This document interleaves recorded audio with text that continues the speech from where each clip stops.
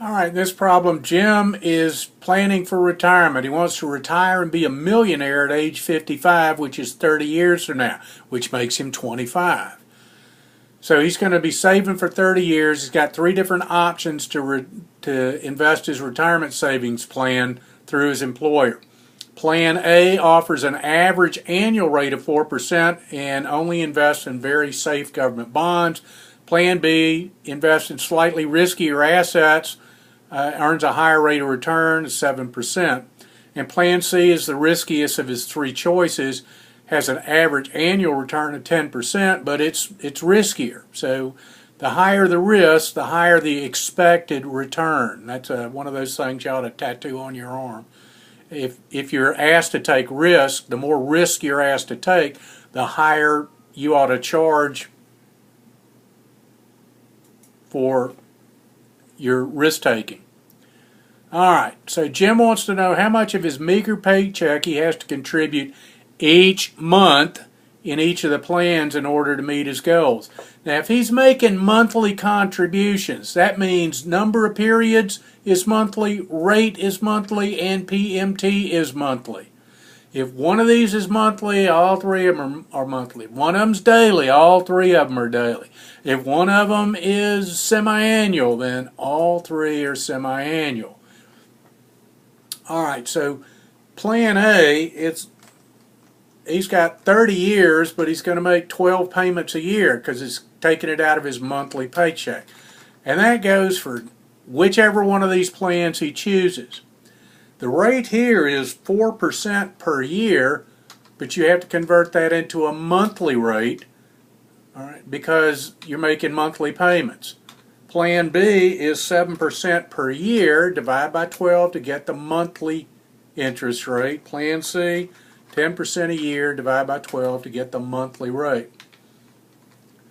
Doesn't have any money in here now, so those are zero. What he wants to know is how much he has to contribute each month in order to have $1 million in his pocket 30 years from now. All right, since I've already solved for, if I've already solved for payment, I could have gone up there and just copied the darn thing down, but I hadn't solved one of those yet. So, PMT, open parens, and click on the FX button. The rate per month, the number of months, the present value, future value, and so that's $14.40 per month, and that's why you use cell references.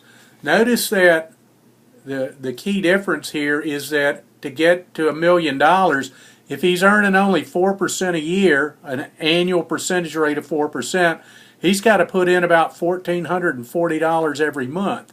It's only $440 if he's earning at a 10% rate. If we look at his total contribution, that's how much money he sent.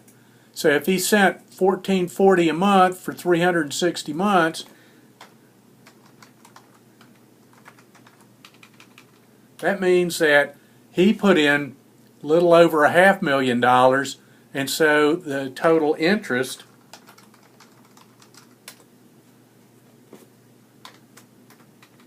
would be the rest. So if he put in $518,000 of his own money, and he ended up with $1 million, then the interest would have to be the other $481,000.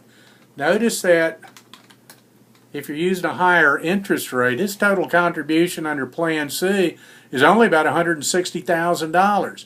Since it's earning such a higher rate of interest on average, he would expect on average to earn a higher rate of return.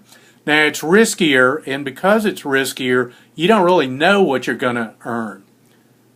That's 10% average over the next 30 years. Some years that might be negative. Some years it might be positive 20%, some years negative 15%.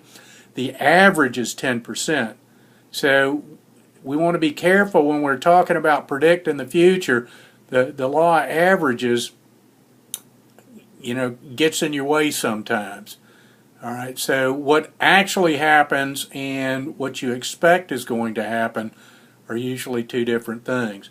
But if you're going over a 30-year period, the higher rate of return, he isn't going to spend the money till he retires anyway. You might as well be trying to earn as high a rate of return as he can so that he can build up the funds more quickly.